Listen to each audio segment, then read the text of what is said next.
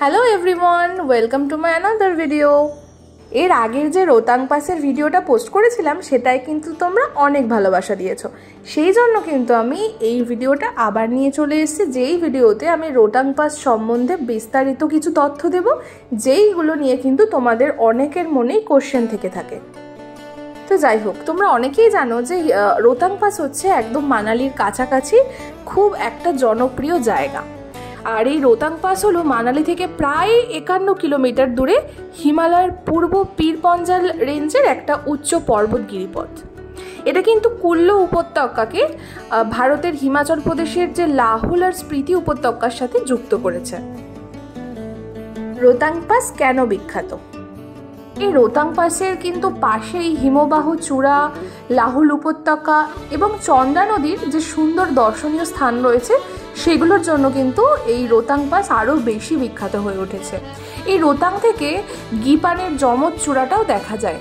Rohtang pass Chenab নদীর জলের অববাহিকা আর বেয়াস নদীর মধ্যবর্তী জলাশয়ের উপরেই অবস্থিত। আর তোমরা কি জানো রোতাং পাসের নামকরণের কারণটা কি? না জানলে জেনে নাও। রোতাং পাসের উচ্চতা হচ্ছে 13,500 ফুট। আর এই রোতাংয়ের যে কথাটার অর্থ সেটা হচ্ছে মৃতদেহের স্তূপ। তো মানে স্থানীয় শব্দ অনুসারে এই মানেটা দ্বারাই হচ্ছে মৃতদেহের স্তূপ। এটা গ্রীষ্মকালে শ্বাসরুদ্ধকর দৃশ্য দেখায়। পাহাড়িদের ভাষায় রোতাং মানে হচ্ছে লাশের স্তূপ। রোতাং পাসে কি অক্সিজেনের কম হয়? রোতাং পাসে পৌঁছানোর পর বাতাসে অক্সিজেনের মাত্রা আস্তে আস্তে অনেক কমতে থাকে, আর অনেকের কিন্তু শ্বাস নিতে সমস্যা হয়, যেরকম আমারও হয়েছিল। রোতাং পাস ঘোরার সঠিক সময় কোনটি? রোতাং পাস দেখার সর্বোত্তম সময় হলো মে থেকে অক্টোবর পর্যন্ত, যখন আবহাওয়া ভীষণ মনোরম থাকে আর রোতাং পাস পর্যটকদের জন্য উন্মুক্ত থাকে। এই সময়ে তোমরা তুষারবৃত্ত পর্বতমালা, সবুজ উপত্যকা, তারপরে ঝলমলে জলপ্রপাতের প্রাকৃতিক সৌন্দর্য সবকিছু কিন্তু উপভোগ করতে পারবে। আর এখন তোমরা যে জায়গাটা দেখতে পাচ্ছ এটা কিন্তু বেয়াস নদীর উৎপত্তিস্থল। এই সামনে যে একটা গম্বুজ মতো জিনিস দেখতে পাচ্ছ এইটা কিন্তু স্থানীয় মন্দির, আর মন্দিরের সামনের দৃশ্যটা তোমাদের সামনে শেয়ার করলাম। আর এই হচ্ছে মন্দিরের একদম ক্লোজ একটা ভিউ। আর এখান থেকেই কিন্তু এই বেয়াস নদীর উৎপত্তি।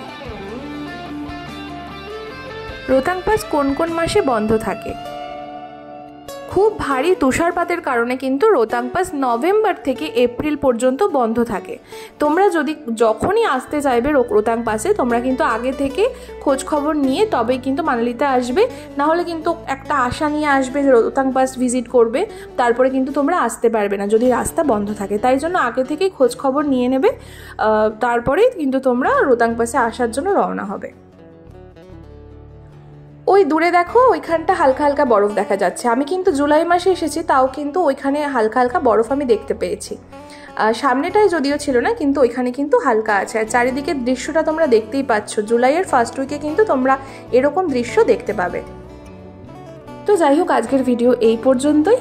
আমি যতটা পারলাম তোমাদের সঙ্গে শেয়ার করলাম, যতটা ইনফরমেশন পারলাম তোমাদের জানালাম। এরপরেও যদি তোমাদের আরও কিছু জানার থাকে তোমরা কিন্তু আমাকে কমেন্টে জিজ্ঞাসা করতে পারো, আমি তোমাদেরকে সবাইকে অ্যান্সার দেবো।